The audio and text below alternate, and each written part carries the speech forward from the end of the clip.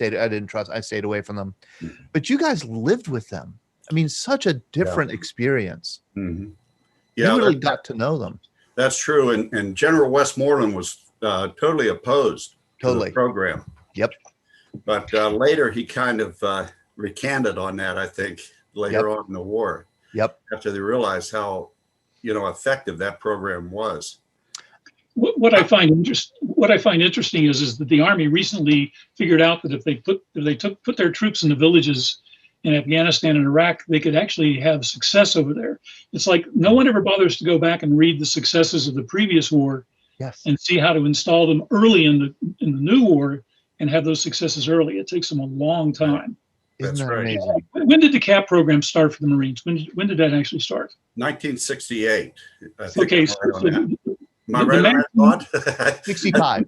It did start in 65. Fubai. That's what I thought. Very small. It was just an experimental thing. Because the MAT team started in 67, and from what I can find, this is from recently declassified MACV command summaries. A lot of them went in to replace Special Forces team who were being pulled out because of Vietnamization. Right. They put a 5-man team in the village to replace a 12-man A team. Right. And they also pulled the B and C teams out. So we got everything through the Vietnamese. We had no contact. I worked in the field with an E7 who was on his 20th year and his third tour. And I never worked with another American in the field other than just one. Mm-hmm. And so we, but the Army didn't go to the Marines to say how to do this. They built it themselves. Mm-hmm. And so you have, again, a little bit of collaboration would have saved a lot of lives. Yes. It would have.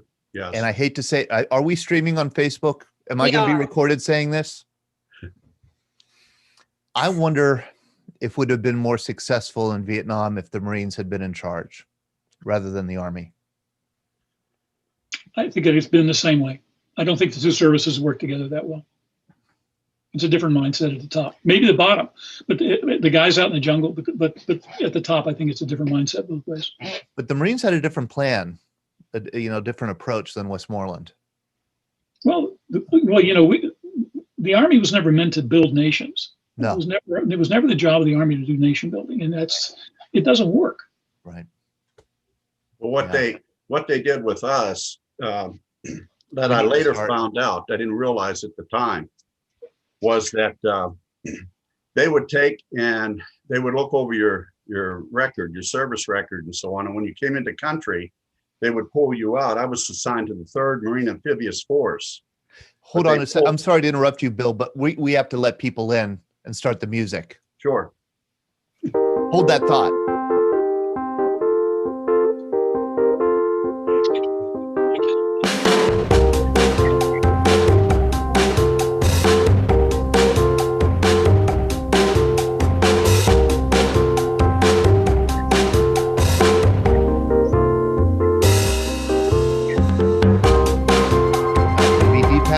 Back with us. Hi, Libby. Hey, Henry Schepke. Good to see you. Hey, Jim Jameson. Good to see you. Bert Kennedy's got his Pennsylvania license plate behind him. I love it. Welcome, everybody. Welcome to our Veterans Breakfast Club Happy Hour. Happy Monday, the last day of November. I hope everybody had a good Thanksgiving. I hope that all that turkey is out of your refrigerator. I'm looking forward to talking tonight about with 2 Vietnam veterans and with all of you. And I have to emphasize that, every program we have, our special guests are always the veterans who are with us, with us on the Zoom side. If they're on the Facebook Live side and they're commenting, we want to include them. I always try and schedule a couple ringers or 2 whose stories we want to dig deeper into. But that also means that we want you guys to chime in and, you men and women to chime in with your experiences, either your own or family members or friends of yours. Tonight, we're going to be talking really in depth with 2 Vietnam veterans, Bill Silver, who is, hello, Bill, how are you? He's coming to us from Beaver Falls, PA. He was in the Marine Corps. I don't know if you could tell from his background there or his shirt what branch of service he was in, but he seems maybe a little proud that he was a Marine, maybe. And he was in a really, just a little, I see Cameron Cameron, how are you? You're a newbie. Good to see you. I'm going to ask you. I'm going to introduce you in a second. I don't know you, but I'm going to ask you to introduce yourself in a second. But let me finish. Bill Silver served in the Marines. He was in the Combined Action Program, which was a highly successful program where the Marines lived in the villages in Vietnam with the local Vietnamese and fought with the local village militias against the VC and the NVA. And it was a highly successful program. And Bill was a part of it and has a very dramatic, wonderful story to share. And then I've asked back Jim Roberts. Jim, thank you for agreeing to come back with us. He was in the Army equivalent of the same program called the Mobile Advisory Team. And he was an officer on a mobile advisory team. And in Vietnam, Dong Xuai, and has wonderful stories. I mean, he's been coming to our events for years now, and we've just barely scratched the surface with the stories that he has to share. So we're going to dig into them tonight, and I want you guys to ask questions, make comments. I'd love to hear your perspectives. Oh, do we have Bill Jeffcoat? Hey, Bill. Bill Jeffcoat. He's also in the Combined Action Program, weren't you, Bill? You were a Marine. You were in the CAP program, weren't you, Bill? Yes, he was. Okay, so we're going to get Bill Jeffcoat in on it too. This is great. But before we get started, I do want to let people know that this is the last call for our dinner on Saturday night. This is our Saturday Zoom dinner. It's MRE dinner. I just checked before we went live here. We have 45 tickets bought for this dinner. That means 45 meals. And then I know sponsors, there are probably another 15.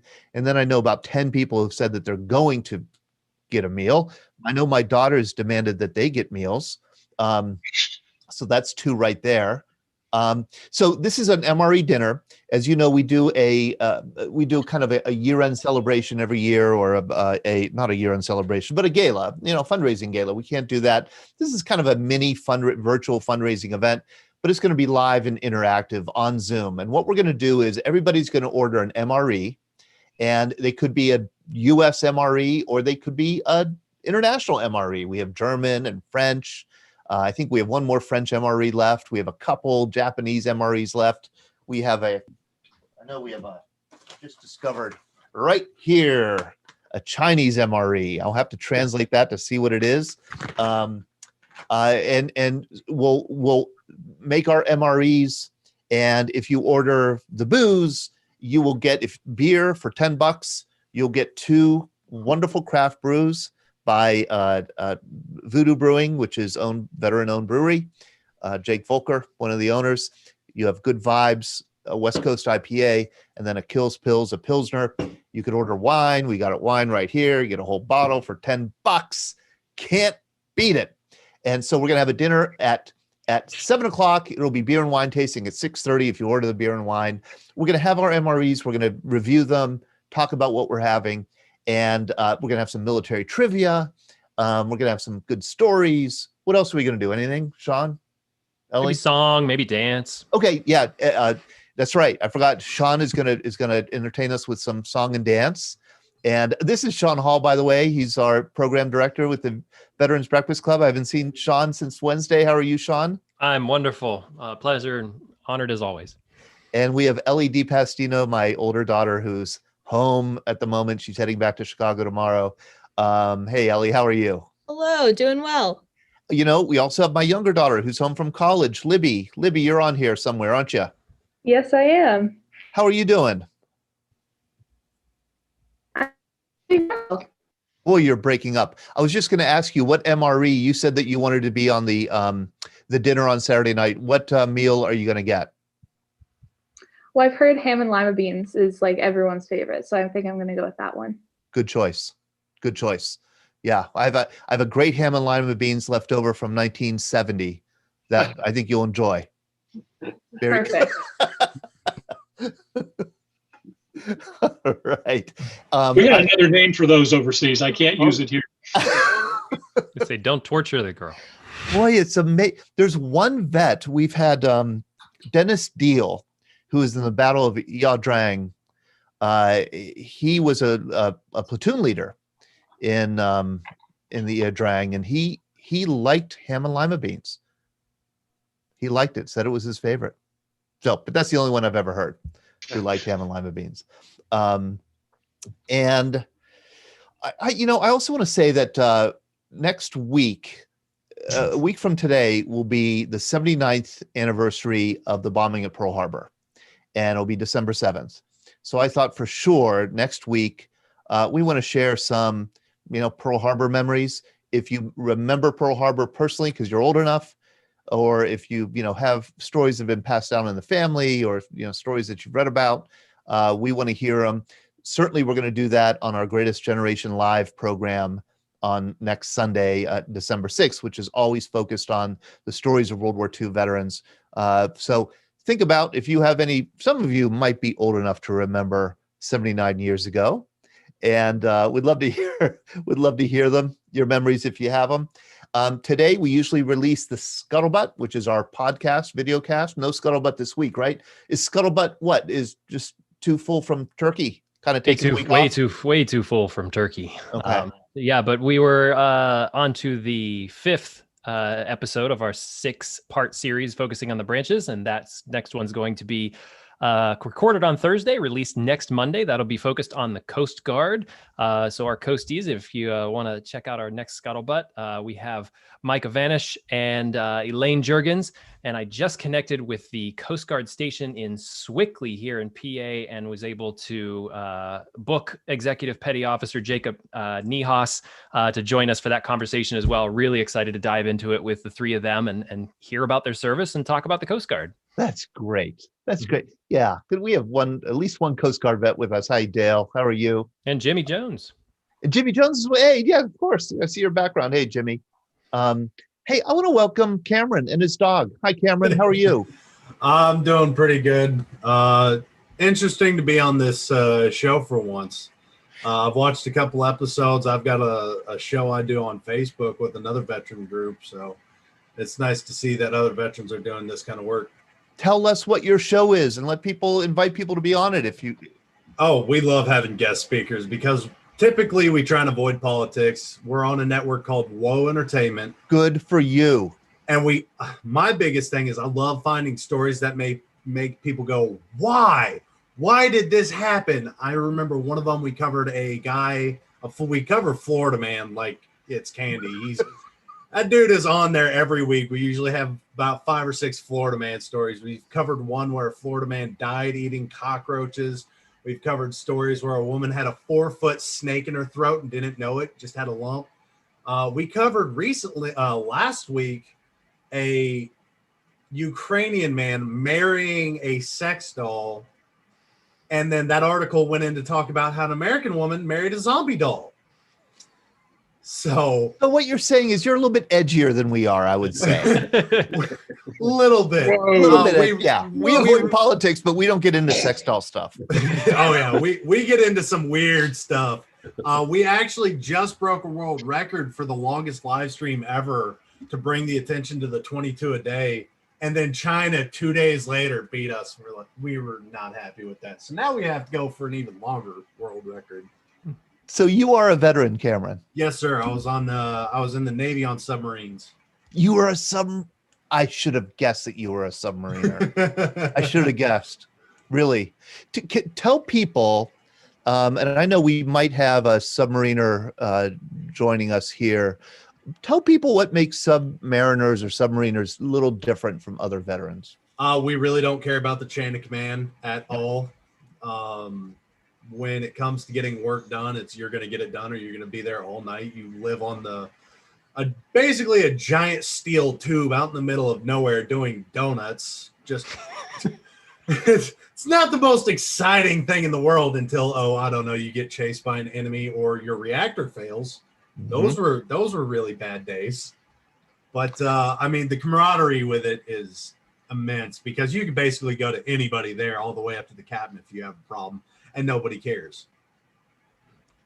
Somebody said to me, skill is more important than rank in a submarine. Very much so. Very much so. And we had an officer learn that the hard way. He came on, and the first thing out of his mouth was, I don't respect anybody that doesn't have a college degree or is working on one. Oh yeah, that's a brilliant way to start your your orders. So the chief of the boat pulls him aside and said, you've got two options. I can kick you off the boat, or I can let the crew handle you, because you have to understand, these are guys that are providing you with drinking water, bathing water, food you eat, the air you breathe, make sure we go to sea, make sure we come back from sea, fight the fires, fix the reactor, basically everything here. So I'm going to watch you try and qualify. And if you don't get your dolphins at the end of the year, we're just going to kick you out for failure to actually qualify. And getting your dolphins is your special badge that you get when you qualify to become a submariner. Yes. You've just convinced me or reminded me that we have to do a program really just dedicated to submariners. They're eccentric, they're smart, they're interesting. And I hope you'll come and join us again. Cameron, if we don't have your, do we have Cameron's contact information, Ellie? I don't believe we do, but feel free to send it our way so we can keep you in the loop. Yeah, I want to keep you in the loop because I'd love to. And also, if you want us to let people know about your program, we could post it on our Facebook Live and also post it here in the Zoom chat if people want to check it out. Oh, we'd love that. I guarantee we love that. We're always trying to grow. And yeah, absolutely. You could do a scuttlebutt on Submariners too. Do a scuttlebutt on Submariners. And I have to say, I'm excited about this conversation because, Cameron, I think you're the first person who has joined us because of our TikTok. Yeah. And I only started TikTok because I've seen the numbers on TikTok. I was like, I'm going to try and grow the show through there. Yep. And I've gotten some pretty weird requests for duets because of it. Because every week I'm like, if you go and find the show, I will do a video of your request. And there's some weird people out there. Well, and some low entertainment. Well, thanks for joining us. And I know we're going to continue the conversation and feel free to kind of chime in at any point tonight as we get into this conversation. Before we get to Jim and Bill and their stories from Vietnam, I do want to introduce Henry Schepke. Hello, how are you? Henry from Madison, Wisconsin. Good to see you. Good to see you too. Did you have a happy Thanksgiving? Yeah. Excellent. I know, did you get a haircut? Yeah. Good. Yeah, haircuts they're easy to, put them off. I mean, look at Cameron. They're easy to put them off in this COVID environment when you're just seeing people on Zoom.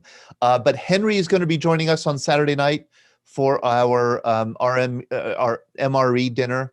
I know, and your brother is, and your father is. So thank you so much for joining us. I feel sorry for that house. I know that Henry, you have a website now.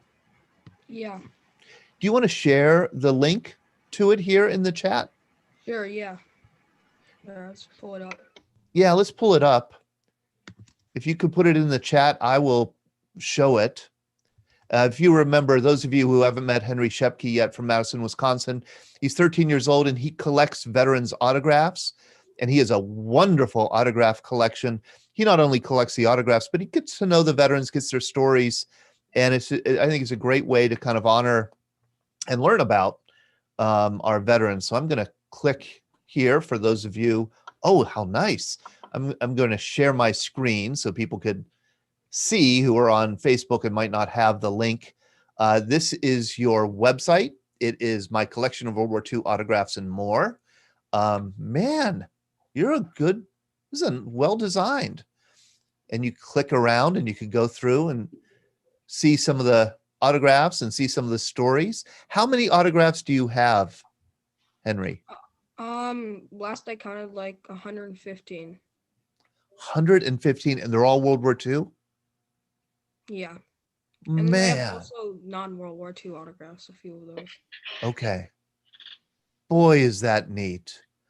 And you have some illustrious people. Phil Coyne. How did you get Phil Coyne? I've never been able to get Phil Coyne because Phil Coyne's a Pittsburgher.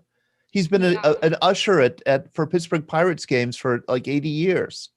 Yeah, well, there's this website called Star Tiger where there's a bunch of like autograph collectors, and some of them are World War II, so they find people, Yeah. address. So Look, you've got George Shultz, former Secretary of State. I would love to have met George Mendonça. He's passed away now. Oh, how wonderful. So if people want to check out some of your stories, they could just go to your website, which is historicautographs.webnode.com. yeah. That's terrific. How great. And is there anybody here, Henry, any World War II vet here who has not yet signed Jack Morrow? Has Jack Morrow sent a signature? I've gotten a signature from Roland Glenn and Julia Parsons. But not from Jack Morrow, who I'm looking at right now? No. Jack, shame on you. I'll give you, Henry, I will give you Jack's email so that you could get in touch with him. Okay. All right. And Henry, also, we've been doing this thing with Henry where he asks the room a question. It's Henry's question of the week. And I thought I would share the question of the week. And this might be a question for the next few weeks, just because of the season that we're in. Here it is. Do you have any special memories, good or bad, of the holidays? Any special holiday memories? It just seems to be the holidays. Every holiday seems to stick out in the memories of veterans because they are often anywhere but home. You're often working or you're doing something. Larry Woods, were you in Vietnam for a Christmas? I was. The one memory, though, was actually my first Christmas when I was stationed in Grand Forks, North Dakota. I spent Christmas Eve and Christmas Day on a missile site in North Dakota at 25 below zero, singing Christmas carols outside in a perfectly clear night. The wind stopped blowing, so it didn't feel that cold, but it was 25 below zero. And we were singing, I was singing Christmas carols while the other guy was in the camper sleeping. So you were singing solo Christmas carols? It was just me and my rifle. What can you say? How great. Yeah, 18 years old and just wondering, what the heck was I doing there? What the heck are you doing? Wow. Ron Worstel, yesterday, he was on our program, Vietnam veteran, 1st Division, Army Division, said he remembers Christmas Eve, 1968, throwing a pity party for himself all alone. Yeah. Yeah. Yeah. In Vietnam, I was on a bunker by myself, but I don't remember a lot about it. Just I was there. And then New Year's Eve, I was on the South Gate and got the crap scared out of me because it was 29 to 30 days before the Tet Offensive. And there was a lot of shooting because, it was supposed to be a ceasefire. Nobody knew what was going to happen, but all it was celebration. So nothing happened on New Year's, our New Year's Eve, going into New Year's Day. But less than a month later, it was a whole lot different during Tet. Hey, Pat Hughes, I see that you're holding a book. Tell us about it. You've got to unmute. You've got to unmute yourself, Pat.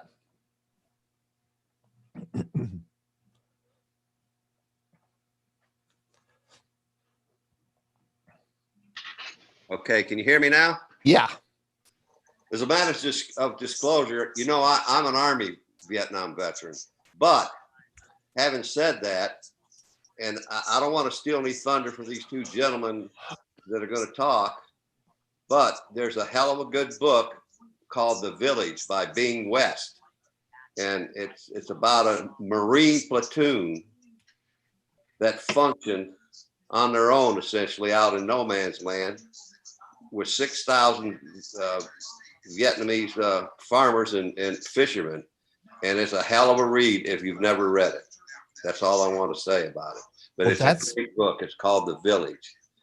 That's great. What I'm going to do is I'm going to put a link to the book here in the chat on the Zoom side if people want to check it out and read it. And there's an Army vet recommending a Marine story. So good for you, Pat. Yes. Thank you. It is, and there's a forward in this book by Mr. Schlesinger, and it's just one hell of a read, and it's the real thing, what they experienced, and I recommend it without reservation to all of it, all my Marine and my comrade in arms. Excellent. Thank you, Pat. Yeah, let's get into this experience that. Hey, That Todd. both, yeah. You were talking about the holidays, and I want to share this. My first duty in Vietnam was with a MACV advisory team, and I was down in Quang Nai, and I was there for Christmas. Now, being a dog handler, I primarily worked in the evening. So during the day, I befriended a Navy corpsman who was from Carnegie, PA.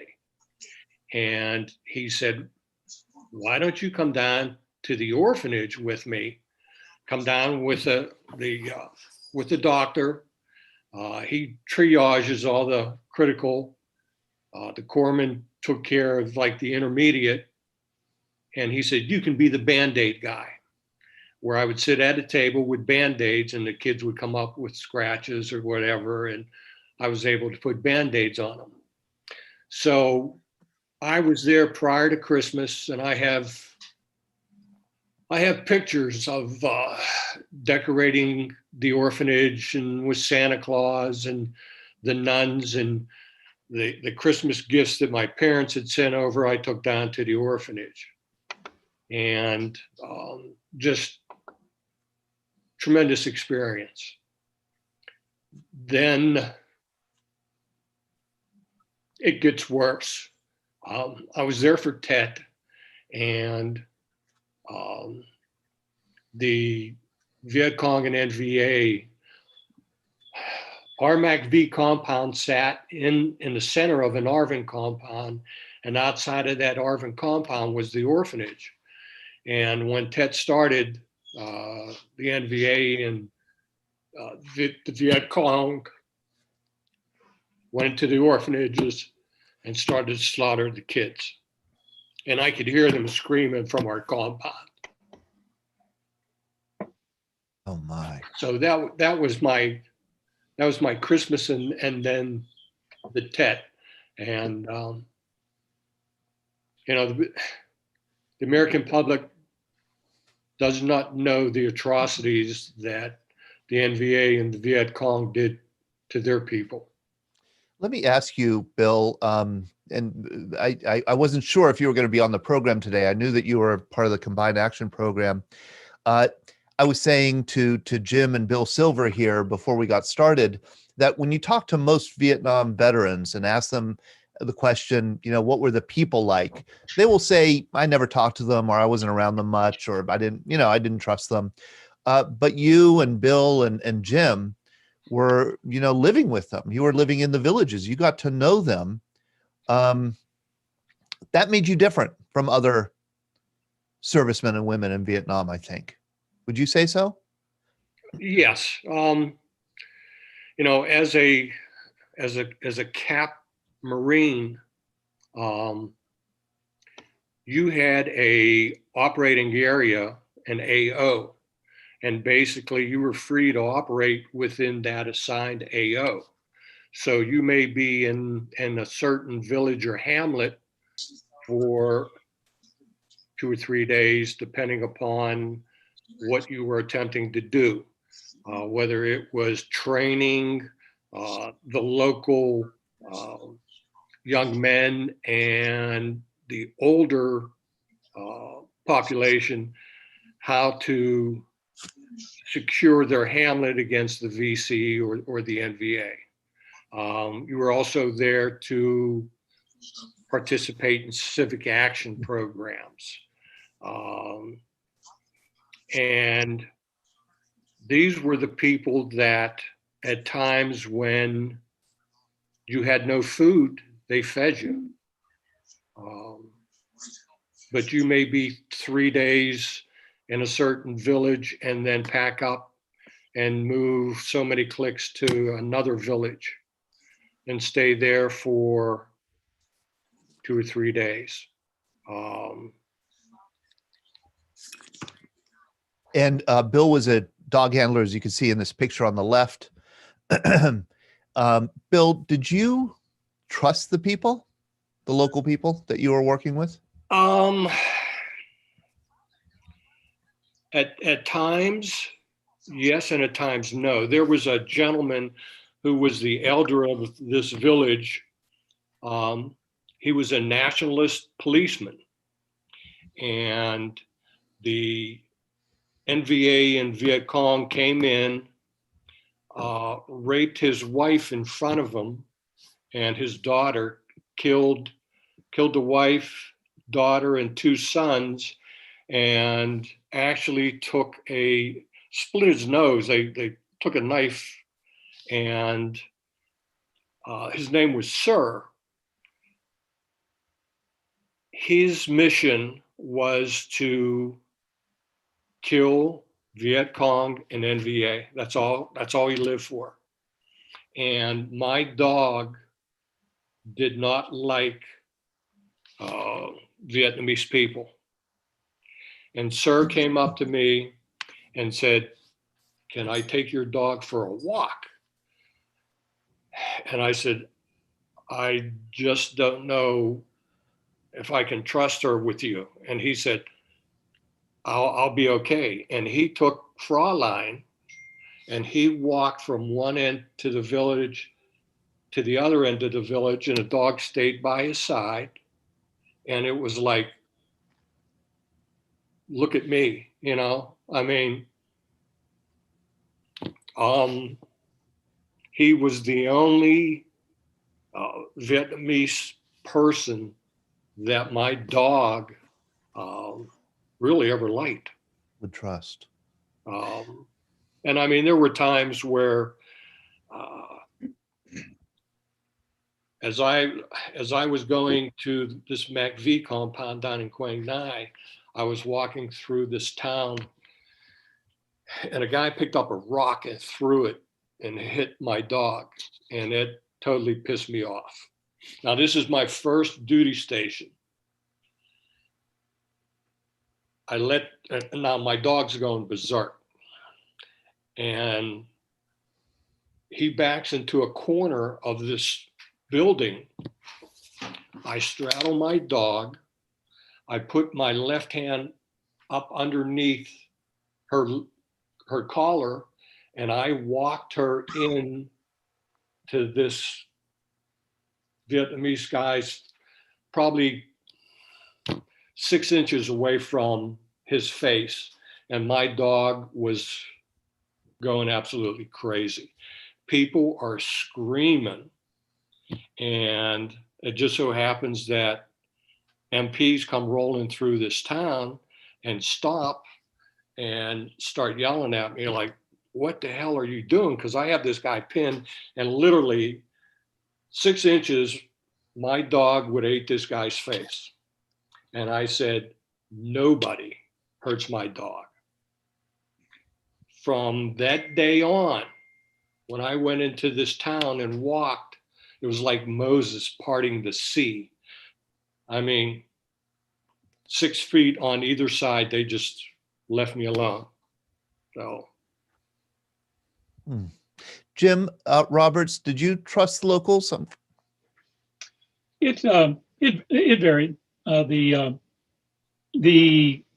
I got along quite well with an RF captain. I operated with him almost exclusively when I operated out of that camp. And RF was regional forces. It was a company, yeah. Company, a small group of men. And basically we would have lunch after lunch once or twice a week. We'd get together and teach together, work on language. I'd help him with his English, he'd help me with Vietnamese.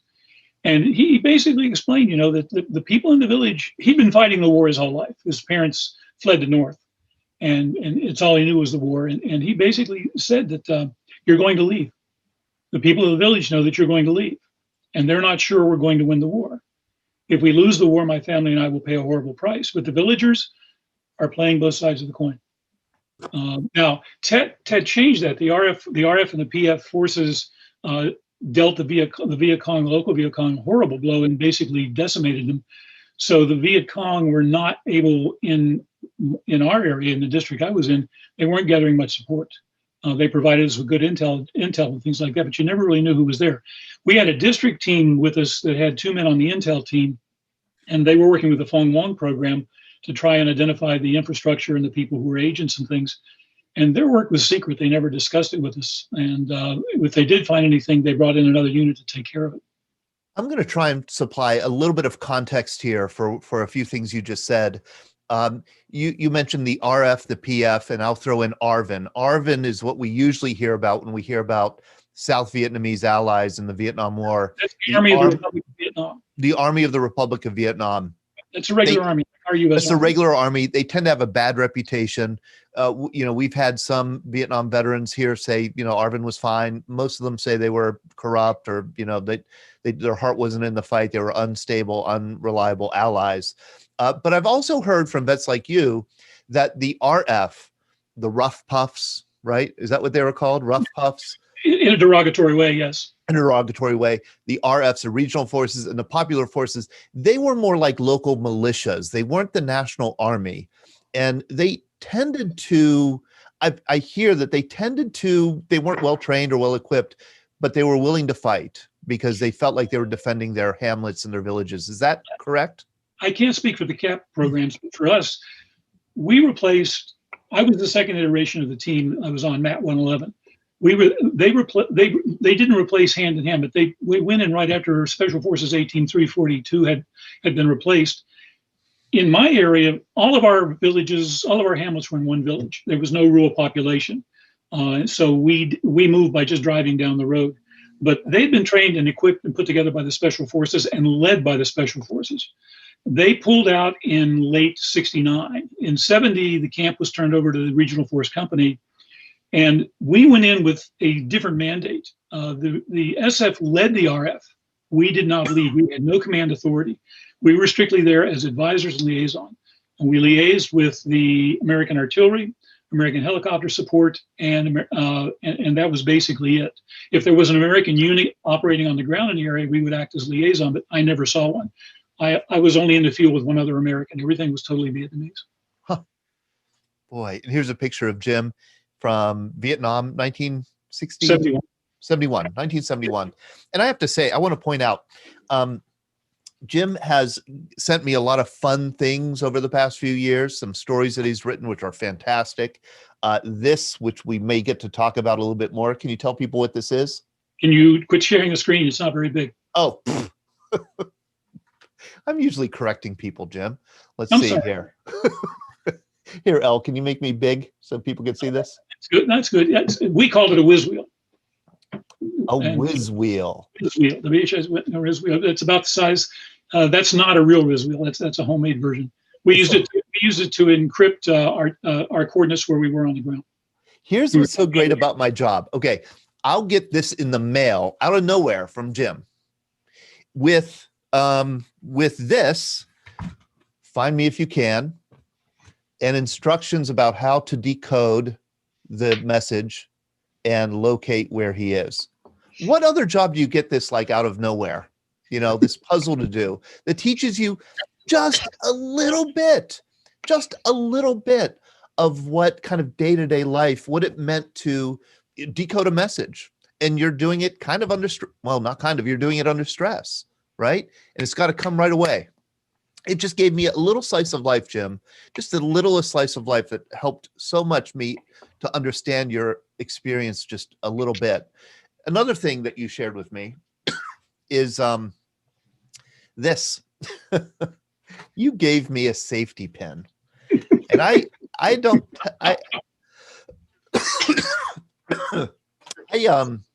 been coughing. I don't think I've ever told you, but I've kept it with me ever since you gave it to me. I put it on my notepad here, my note, what do you call this? Whatever. Clipboard. I put it on my clipboard. And I think I was saying to Ellie and Sean not too long ago that it's just like a little reminder to me about attention to detail. I'm going to put that picture of the paper clip or the safety pin back up, and I want somebody to tell me what's unusual about it.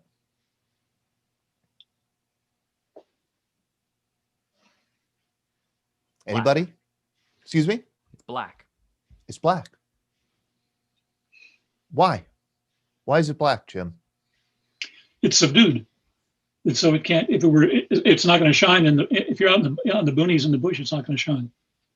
What's the problem with it shining? What's wrong with something shining? It makes a good target. It gives you away. That to me is just, it's a sobering reminder of what war is. And it's a sobering reminder of how attention to detail means everything. So thank you. I came up through OCS. I went through basic at Dixon, AIT at Fort Polk for infantry. And I came up through OCS, and we had something that they beat us to death for 6 months. And I don't know what OCS was 6 months for me, and it was PTSD. PATSD, pay attention to details. Pay attention to details. How about that? OCS. And I showed a picture of you cleaning your weapon there. And this is another artifact that you shared with me, the M16A1 rifle operation and preventative maintenance. So is this like Goofus and Gallant? Like one guy cleans his rifle, the other guy doesn't? I have to show you the inside. There's some racy pictures on the inside of it. It's because it's the only way they could get you guys to actually read it. Well, what are these? I can't. What are these? That almost got me court-martialed. Okay. You want the story? Yeah, let's have the story. Let's have the story. One point in my career, we were detailed to explore an area that was just outside our radio and artillery range from the village, and we were told to walk to a certain point and turn east and walk to the road through this valley. And the intelligence officer at Province, the S2, didn't tell us what we were looking for. We were basically going out to see what we could find, but we had to walk this line. That was mandatory. So we broke camp in the morning. We broke camp. We were probably an hour into the march, and the point element, I always walked about fourth or fifth behind the point. It was 2 men on point, the captain, my Vietnamese counterpart, his interpreter, his radio operator, than me. And the point elements called to stop and motion us forward. And the thing that you see in the upper left was laying on the ground. And then we looked around and we found the thing you see on the right. The thing on the bottom rather is about the size of a tennis ball. And that is a cluster bomb unit, the CBU. And they were secret at that time. Not a lot of people knew about them. We'd been briefed on them by Special Forces at Bragg during my training, very thoroughly briefed. And they basically, what they said was, don't operate in these areas. So I was able to contact Province through my district and tell them we can't go forward because of cluster bombs. That was mistake one. I mentioned something was top secret and open on the radio. And they came back on the radio and said I was wrong. They weren't cluster bombs, advised my counterpart to proceed on the march. My counterpart, the Vietnamese captain, my interpreter was telling him what was going on, and he looked at me and said, I'm not going to follow your advice. And I said, my advice is we turn around and go back and find another way to get to the road. So when we got back to camp later, they were waiting for me on the radio. I had to meet them through a scrambler we called the Green Machine. And no, wrong story. They basically wanted me in Province headquarters the next day. And so I had this thing, I took it apart, I took the initiator out of it, and I dumped the explosive charge out of it. That was in the bottom. You see the perforations in the bottom? Yeah. That's where it breaks up into shrapnel when it explodes. And the idea is they drop these things, and it's like dropping grenades. The problem in the jungle is they hang up in the tree and they don't fall till someone nudges them. And so they're dangerous. In the Iraq war, they used these, the Iraqis called them the Iron Rain. And they could be dropped by a plane, and the bomb would open in the air with, I don't know, 200 or 300 of these. This was out of a 155 millimeter artillery round. It dropped 40 of them. I didn't know they were in the area, and so I went there, and so I was in trouble for mentioning the ordinance over the radio, and I was in trouble for giving my counterpart the wrong advice. So when the colonel was in his office with the operations and the intelligence officer, they asked me why I mentioned it in the area, and I said, "Sir, I thought I'd found one." And the intel officer said they've never been deployed in the area. They're not. It was impossible. I couldn't see it. And then he said, "Why didn't my advisor follow my advice?" And I said, "Sir, he did follow my advice. I told him to turn around," which was disobeying a direct order. And so then the colonel said, "Do you have anything else to ask before you're dismissed?" And I said, "No. By the way, this is what we found when I put those 2 items on his desk." Cluster bombs, same as CBUs. Yeah, I put that CBU on his desk. And having been, and one of the things that makes me, there's 2 things that make me very angry today that blow me up. And one of it was when someone tells me when what I'm looking at I know to be true cannot possibly be true, because they swore up and down they weren't there and I gave them one. So I got out. I wasn't court-martialed. There was nothing said about it. So whatever they were going to do got dropped. Right. So then it's a point where upper echelon doesn't know what's going on in the lower echelons, and it can get you killed. I have a lot of other great pictures of you, Jim, and I do want to get to them, but I also want to introduce Bill Silver. Hello, Bill. You're our other member of a CAP program. What got you into was that something that you volunteered for, Bill, or you were told you're going to be in the CAP program? Yeah, well, when I entered into Vietnam, I was with the 3rd Marine Amphibious Force, and I didn't know at the time, but what they were doing is they were selecting specific Marines to be a part of this CAP program, the Combined Action Program, and to be put into platoons. And they would go back and look at I guess they pulled up your records and so on, and they looked at it. They tried to pick Marines that they felt would be best suited to live in the villages with the people and so on. So that's how that came about. It wasn't. Why were you selected? Pardon me? Why were you selected? Well, I was never told. But a little of my background, I started college for the ministry. And I wasn't sure of my calling while I was in college, but the one thing I knew was that I wanted to be a Marine. So I dropped out of college and enlisted in the Marine Corps. And so they had my records and my background on that, and perhaps some of that played into it. I'm not sure. They never really told me. Why did you want to be a Marine? Well, I come from a Marine family, for one thing. I have a heritage also with someone that we all joke about when it comes to war a lot of times. That's John Wayne. He was my 3rd cousin. And so I had a lot of respect for the movies that he made, the war movies, and in particular one incident that occurred that no one really knows about. Sergeant Major was there. I wasn't there at the time, but Sergeant Major told me the story of when John Wayne was making a movie. He was in Vietnam and he went to Da Nang and entered the hospital there at Da Nang. And they had just brought Marines in that were badly wounded. And he went to the bedside of one of the Marines that was lying there, and his face was really badly marred and covered. And he knelt down beside that Marine and he got close to his ear and he asked him, he said, "How did you get your wounds?" And the Marine looked up at him and realizing who it was that was asking him the question, got a big smile on his face and said, "Plain John Wayne." About that time, the major came in and he said, "Duke, we've got to go." And the Duke, in his typical fashion, flashed and said, "I paid for this trip. I'll tell you when I'm ready to leave." He said, "I'm staying with this Marine." He sat there and held that Marine's hand. The Marine died holding John Wayne's hand. There were no photographers around. There was nobody that ever knew about it. And then he walked out of the hospital after that. So there were a lot of things that influenced me in that regard. And also, I wanted to be a part of what I believe, and this is not a put down on any other branch of service. I believe all of our branches of service are very important, vital. They all do a great job at what they're trained for, but I felt that the Marines were the best trained at what they are designed to do. And so I wanted to be a part of that. So that's why I enlisted in the Marine Corps, rather than wait to be drafted or something else. Never until just a few minutes ago have I realized how much you sound like John Wayne. Oh, You could be a John Wayne impersonator. You should. There's a good retirement job for you, Bill. Yeah. Oh my gosh. I mean, just like a dead ringer. Sue Watson put it in the comments here. What a wonderful story.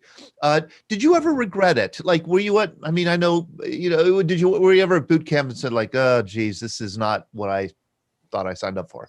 No, because I knew exactly what I was going in for, because my brother-in-law was a career Marine. My sister was in the Marines. I'd been to Parris Island before.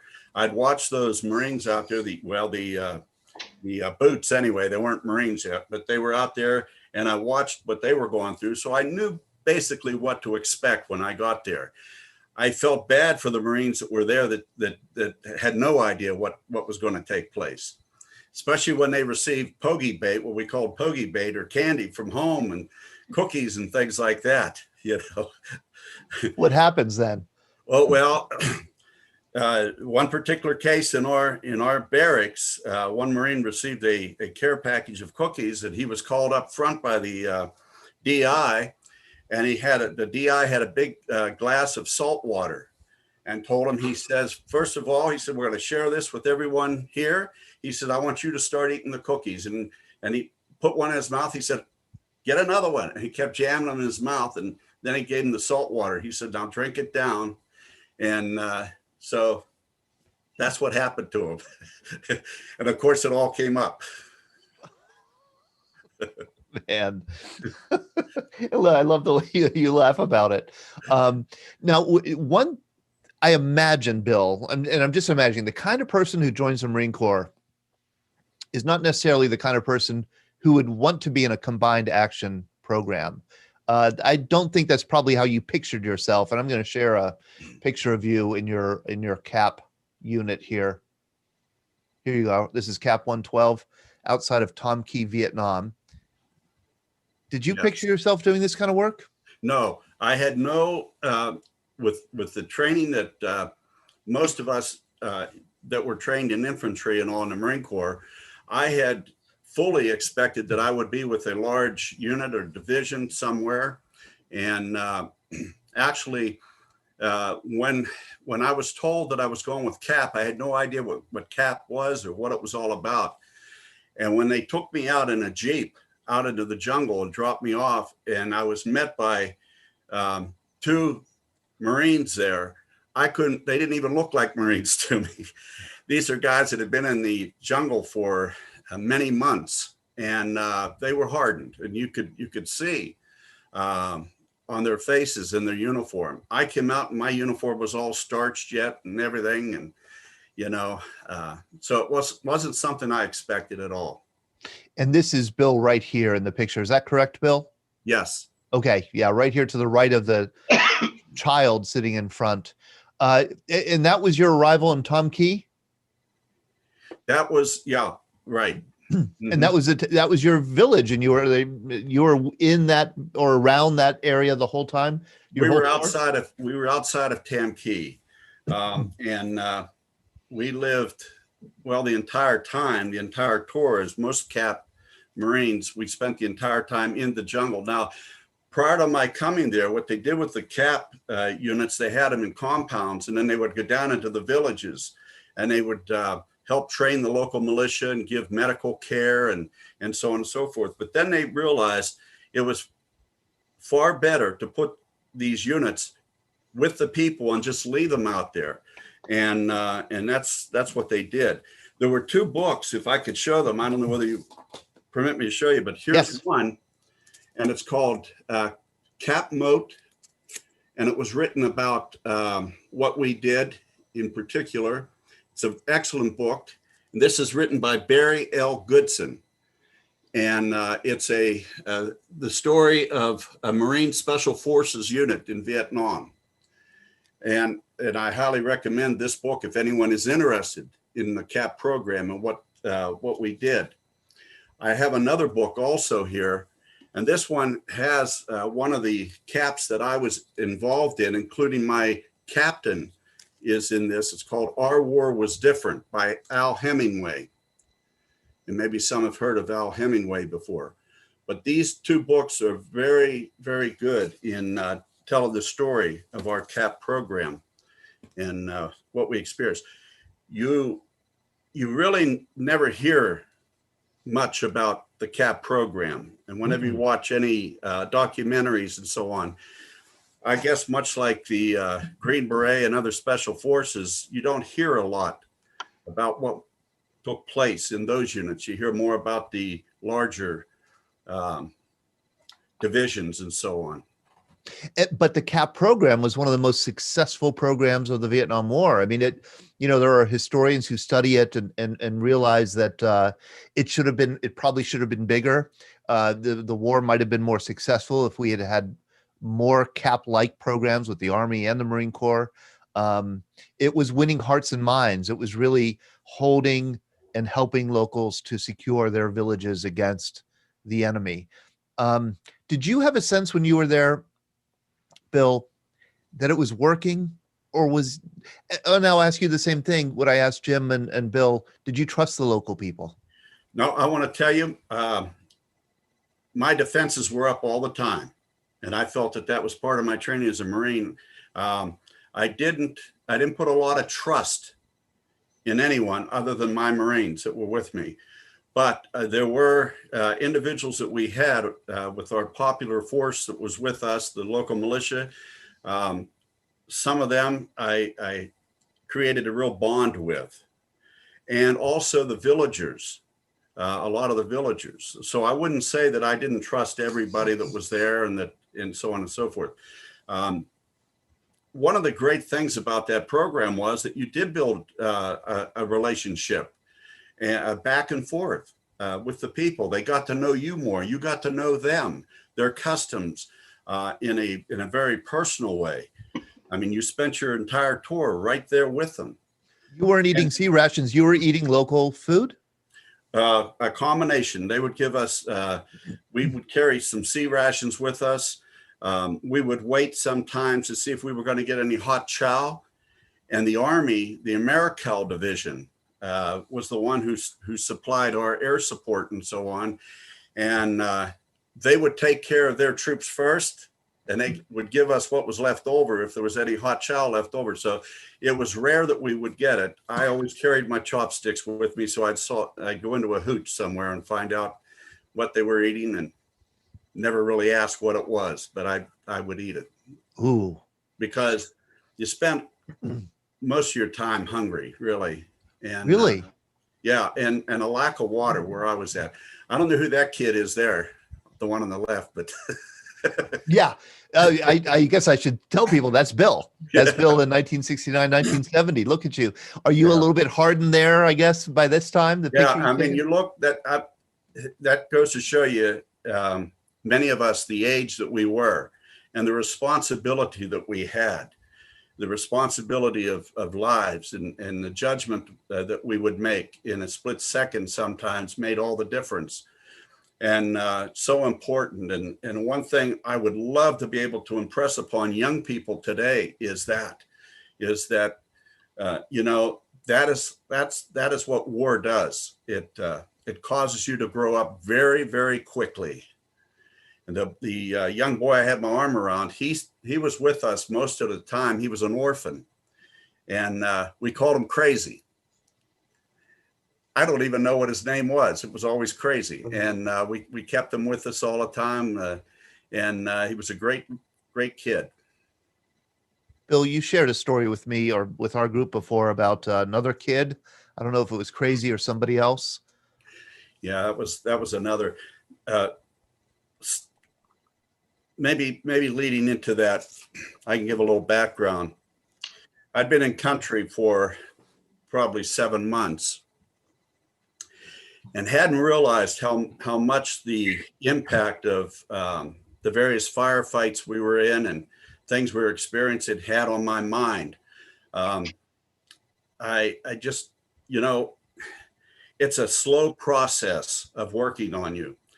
And just prior to the story I'll tell, I received a call on the radio from one of our CAP units. It was CAP 113. And this was February 1st, 1970. And they said they had a report of 200 NVA that was moving into the area, into the village area where they were located. They were going to go out and take the popular force that they had with them out. And we told them we would meet them along the way. And so that's what we did. And we got part way out and we got ambushed and we couldn't make it to them. And all I could do was lie there on the ground. We couldn't move. We were pinned down. And I had the radio with me and I listened as the corporal. And by the way, in the cap units, most of the leaders were NCOs. We had no officers in the field. They were all NCOs. The highest rank was generally a sergeant, but we had a lot of corporals also that were in charge of the platoons. And the corporal had called out for air support, but they were in a situation, we found out later on, where they couldn't, they were under so much fire. He couldn't give them exact location.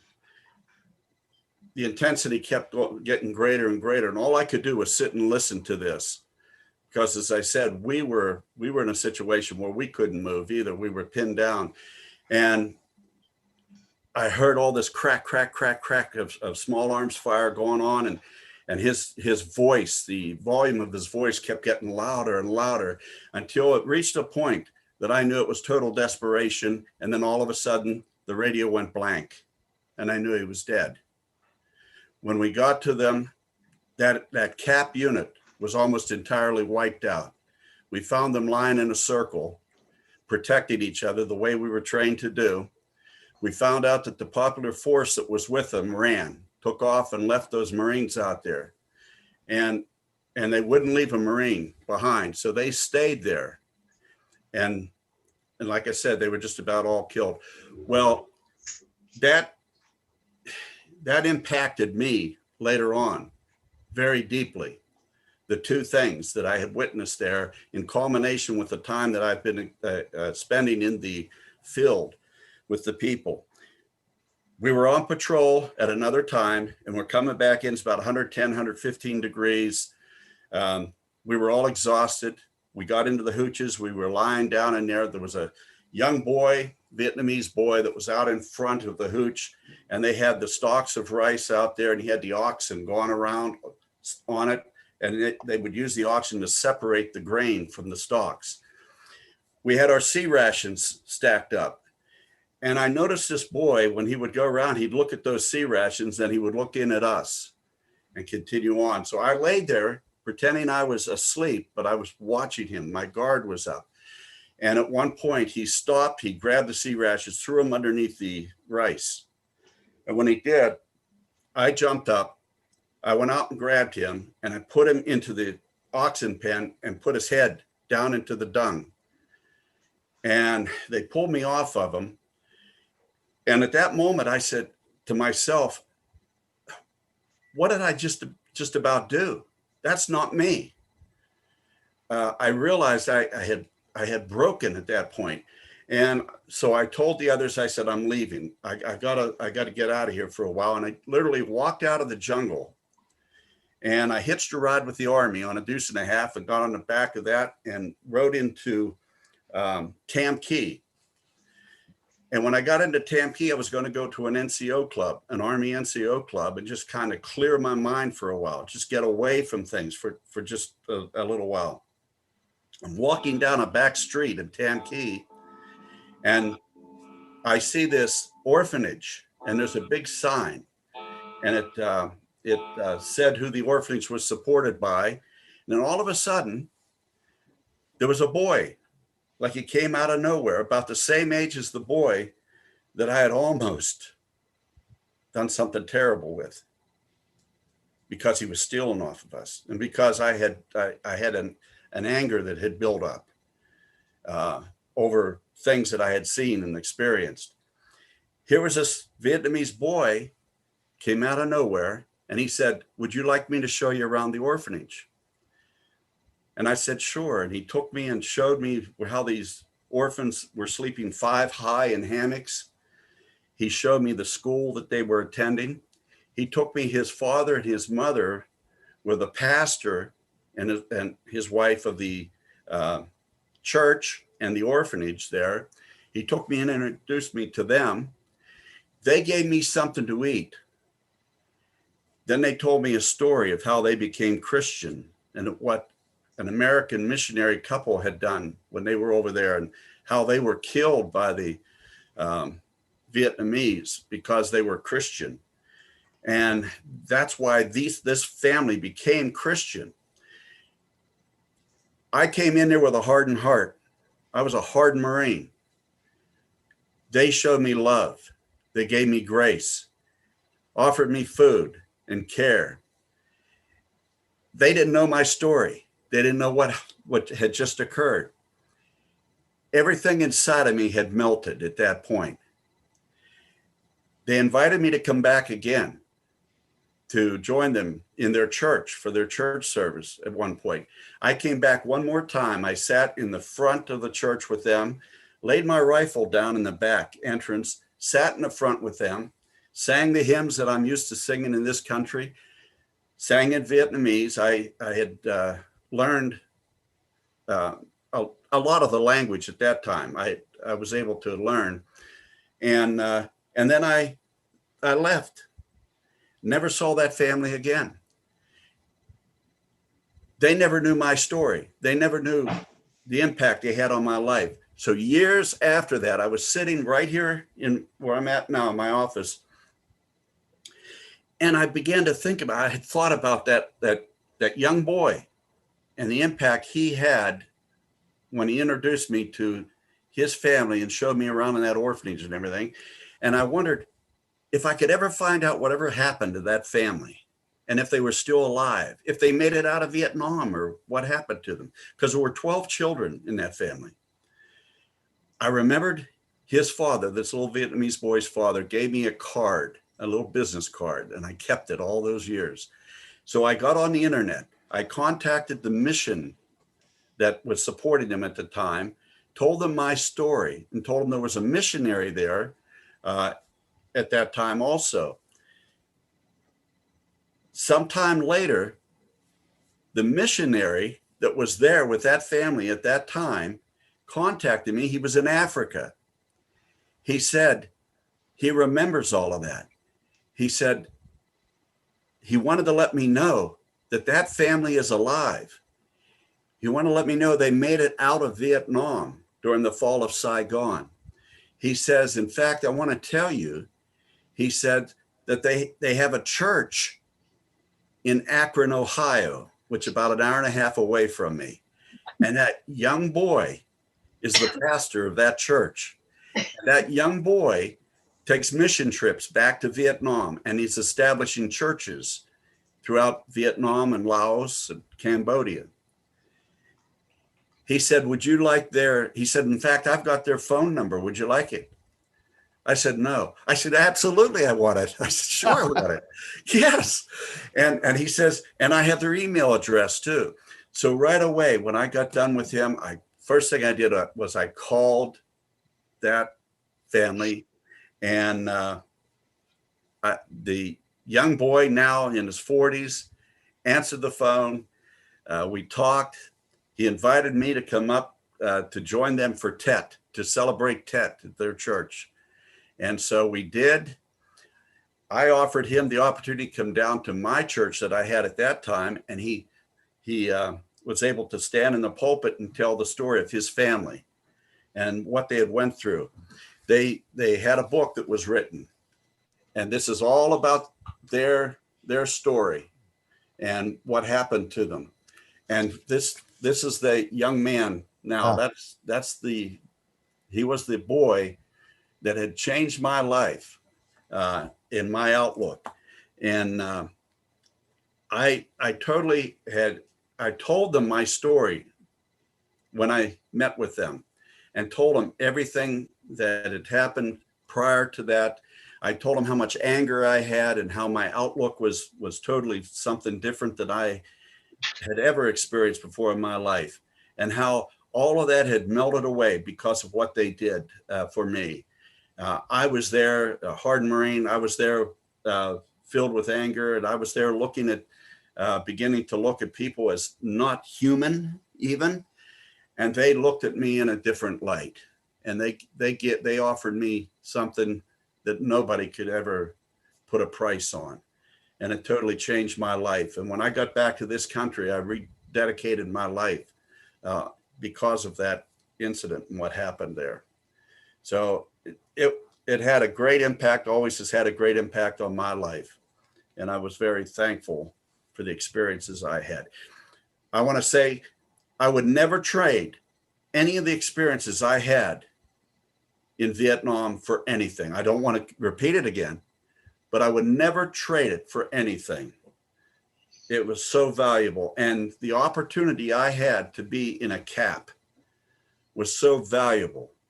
Others who served in big units have no idea what it was like to be with 10 to 12 Marines in that range with a corpsman and live literally with the people your entire time. And that experience is something that it was so valuable that I just can't put a price on. Oh, what a story. Bill, what a moment of grace in your life. And just to hear it gives you chills. Boy, what a wonderful. And yeah, somebody said that you just are so eloquent telling the story.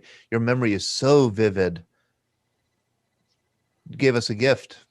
Well, it's something that, this was another thing. As you know, Todd, you deal with a lot of veterans from all the different wars, World War II all the way up. And one of the common things I think among veterans is they tend not to tell their story, tend to hold back talking about their experiences. One of the things that I had dedicated myself to was that when I got back, if I made it back home, I made this commitment to God. I said, if I am permitted to survive and I make it back home, I'm going to tell the story. People are going to know. They need to know the story, especially our young people. We don't do any service to our young people if we withhold these things. They need to know. Yep. And to know, why we value so much our American flag and our Pledge of Allegiance and the national anthem and all of these things. Why we put so much value on these things. It's not that they are so valuable. It's what they represent and the blood sacrifice. Yeah. And so the Marine that I told you about, Francis Allen Monroe, the corporal, to my dying day, I'll always hear his voice. I'll always hear his scream just before he was killed. And just one other thing, Todd, I was contacted by someone in Massachusetts recently who was in contact with that family, with his family. And they were actually told a different story about his death. And for years, they thought he died of friendly fire. That's what they were told. And they had never had the opportunity to speak with anyone who was actually there at the time. And I was able to tell them the story of what happened and tell them about his life, tell them about how I would sit with him and we'd have tea and noodles and sit in a hooch when our two CAP units would come together at times and talk about home. And he would talk about his new baby that he hadn't seen. He was anxious to see his baby. And now his daughter was able to hear the story and to know that he was really so thrilled about her life and he wanted to be able to see her. So those are things that, I don't know, like I say, you can't put a price on that. War is a horrible thing. And I don't have to tell anyone that's on here now that war is terrible. But if we could take what we've experienced through that, whether you've been in combat or whether you've just worn the uniform and you've served somewhere in the world, if you could take those experiences and realize the blessings that are there because of those experiences and how valuable they are, then the world will be a better place. This country will be a better country. And I think we need that. And I think, Todd, you know that less than 1% of our population actually serve in the military. And so it's important that we tell our stories. And I want to thank you. I want to thank you. You are doing a tremendous service, really. You're doing a tremendous service for all of us and for others. And I think it's so important. And I just pray that we get through this virus so we could get back together again in person and get these young people back so they can hear these stories firsthand as well. I think that's so important. And I'm sorry for taking up so much time. Hey, Bill. Yes. Does that remind you anything? Yeah.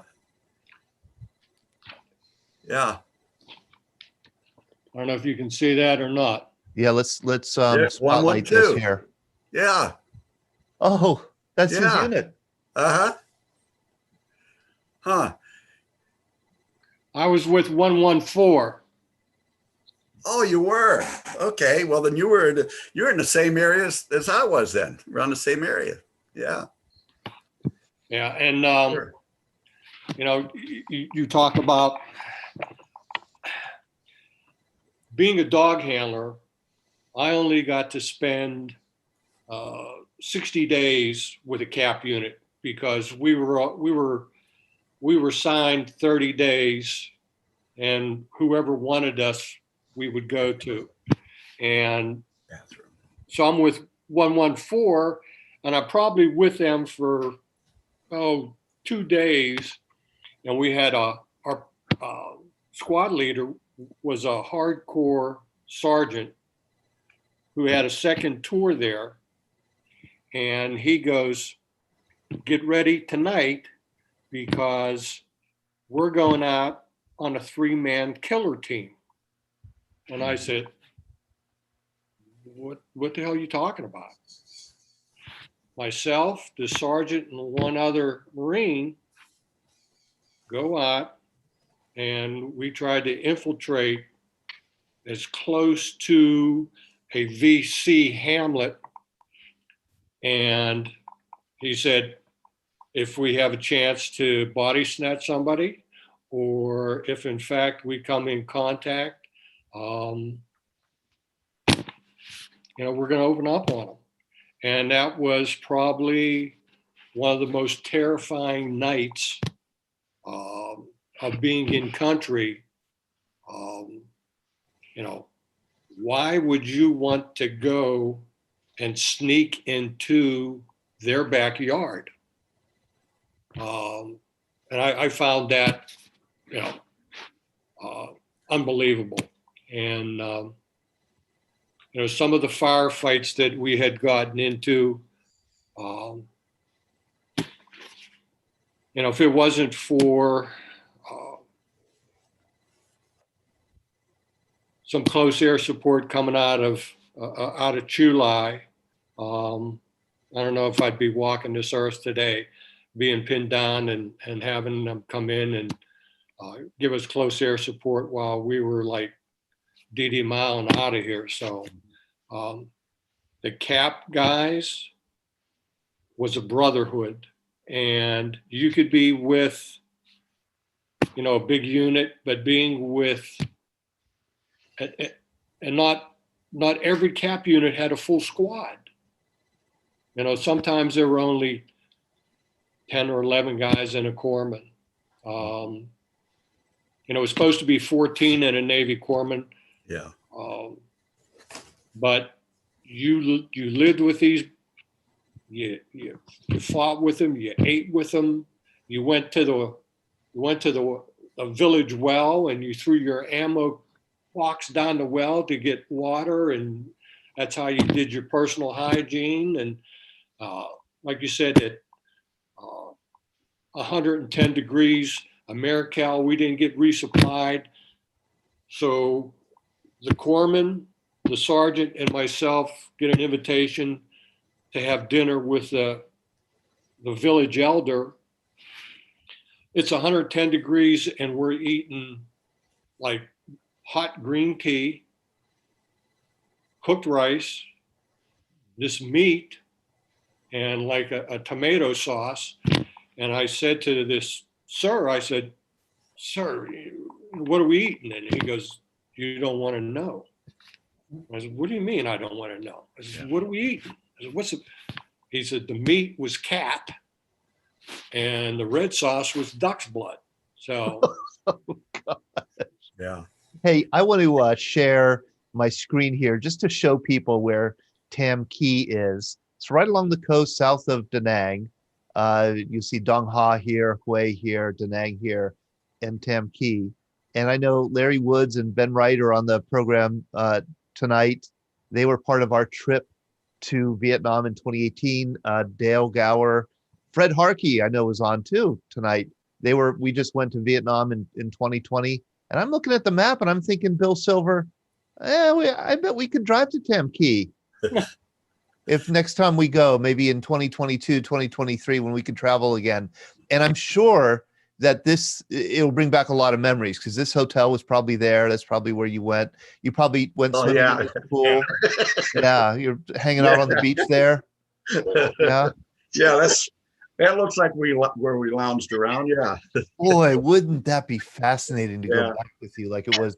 Yeah. We went back with the other vets. Todd, Yes, Jim. the whole time I was there, my wife's sitting here listening to this. The whole time I was there, that was the kind of letters I was writing.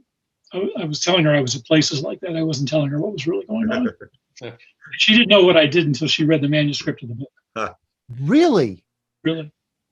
Jim has just written, and I just chatted to the side here with Jim because I'm going to ask, and I'll put you on the spot.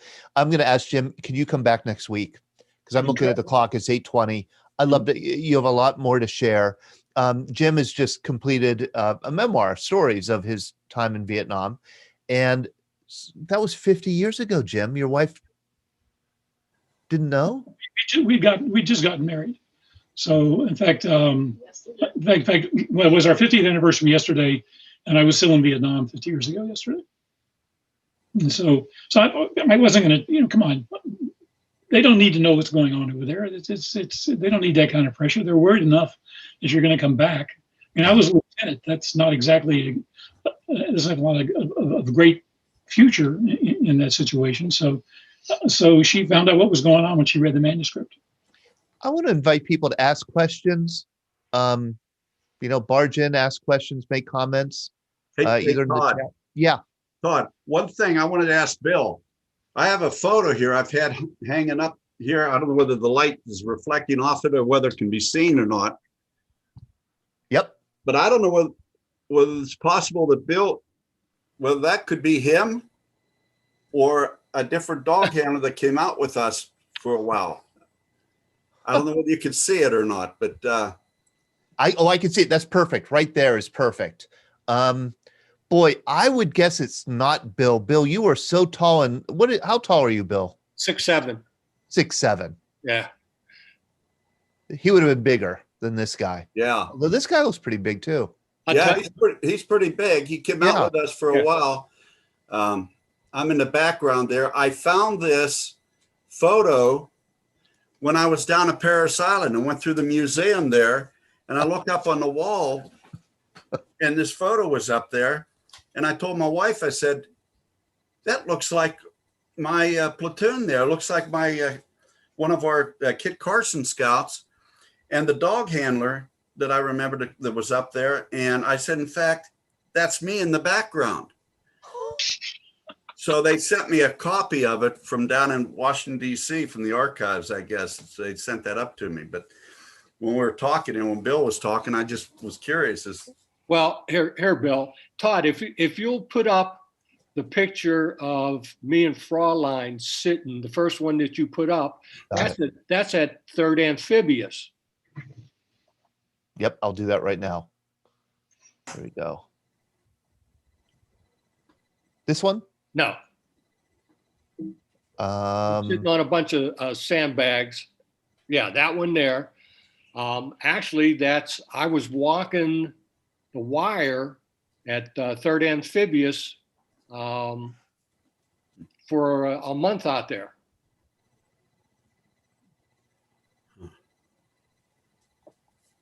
So when you said when you came in country, you were with 3rd Amphib. Mm-hmm. Yeah, many times walking the wire and breaking out the starlight scope, and you know, because what was funny was you had the water right there. No. Yeah.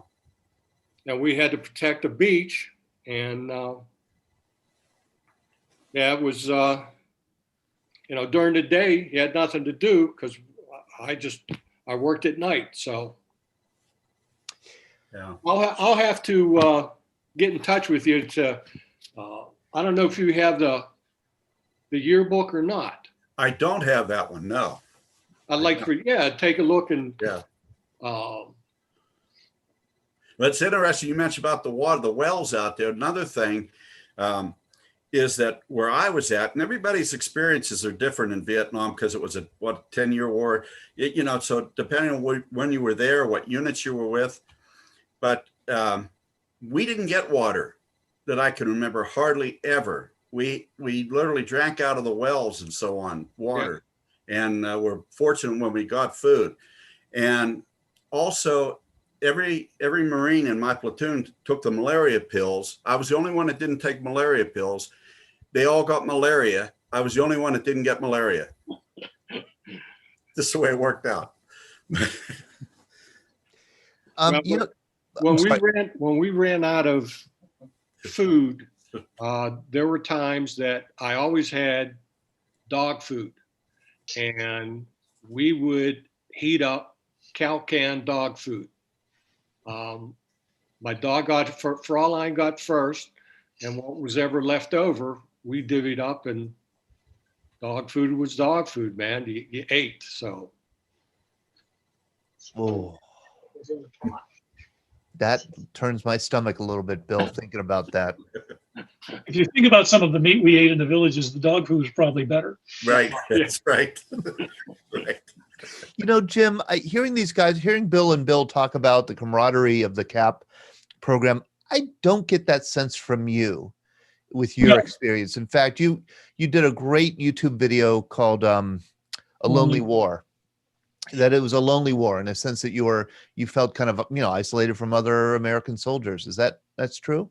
There were only 5 of us on the team. We operated in pairs in the field. The only time we were together was when we were in camp. Unlike the corpsman who went out, the medic stayed in camp. He didn't go with us, so there was only 2 of us. There were no American units around. We were usually out of artillery range and radio range. We were pretty much on our own. If we went out on a 5-day operation, we carried everything we needed for 5 days. You know, that's it.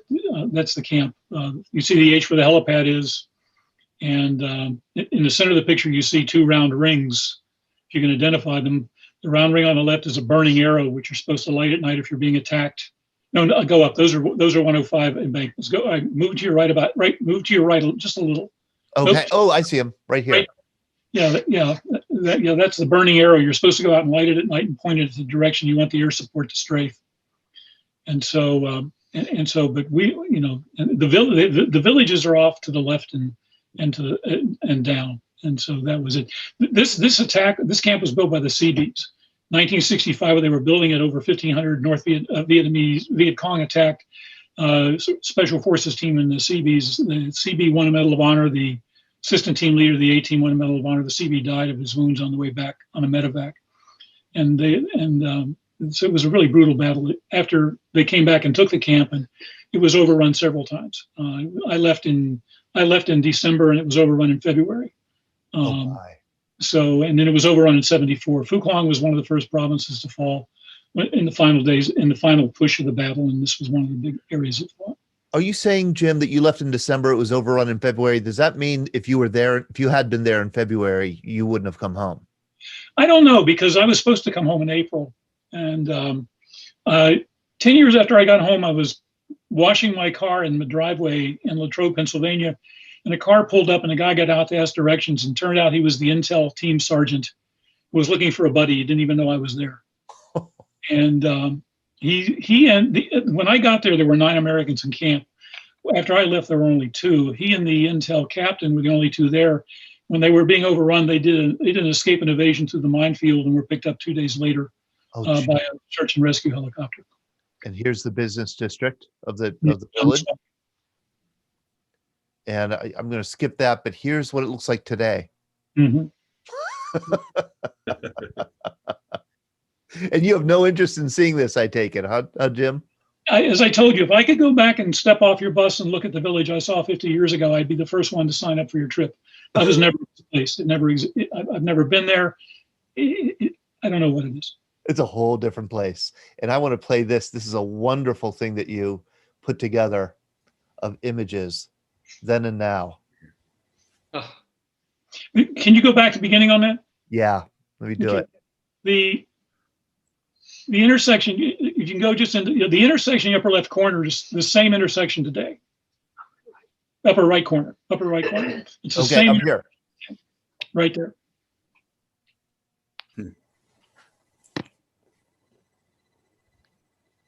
I'll play it one more time.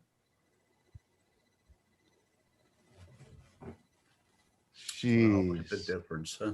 Boy, It's something. how neat. Yeah. And here's a Montagnard Hamlet. You have a lot of images here to share. And I will, if you're available next week, Jim, on December 7th. I check the calendar, sure. If you can Okay. All right. I mean, where else are you going to go, Jim? Huh? That's right. Don't go anywhere. Does anybody have any questions for our guests or any comments or anything else? Bill Silver, where are you located at? I'm in Chippewa Township outside of Beaver Falls, Okay. PA. And My grandma lives there. is that right? Where, Oh, yeah. Chippewa or Beaver Falls? I graduated from Blackhawk. She lives over in Chippewa. Blackhawk. Yeah, Yeah. well, yeah. Yeah, I had two boys. They both graduated from Blackhawk. Yeah. I don't know did you know Bobby Amelia? I don't think so. He I was graduated 2000. Okay, well, Bobby coached the baseball team. He was assistant basketball coach and all. He just passed away, young man, and I didn't know whether you knew him or not. I don't think so. Yeah. Guys, thank you very much, Bill, for coming and sharing your story, and Bill Jeffcoat too. What a fascinating evening. Jim Roberts, I hope you'll come back, because I know there's a lot more that I want to pry out of you. We always have a wonderful breakfast virtual breakfast on Wednesday mornings at 9 a.m. We're going to do it again this upcoming Wednesday morning, December 2nd. And I have to say, last week, we had a really remarkable time. We had a reporter from Sue Watson was there. We had a reporter from Point Park University newspaper, Amanda Andrews, and she was doing a story on COVID-19 and veterans. Wow, did we have a conversation? It was really interesting. I got some real insights into how veterans are responding to this crisis, how isolation really does hurt veterans, maybe more than other people, members of the population. And Chris Perollo, you were there, just spoke very eloquently. Don Nemchik spoke very eloquently about the impact of the crisis on them. I thought maybe we could, continue that conversation, continue this conversation if you can make it also. That's Wednesday at 9 a.m., this location. We don't simulcast on Facebook for that. But thanks all of you for joining us tonight. And thank you, Cameron, for joining us for the first time. Yeah, I've been having a great conversation with the other Well Entertainment guys over on the Facebook side. So yeah, thanks guys for joining us tonight. Very good. Very good. All right. Take care, everyone. Have a good night. Thank Hope you, to Todd. see you on Wednesday.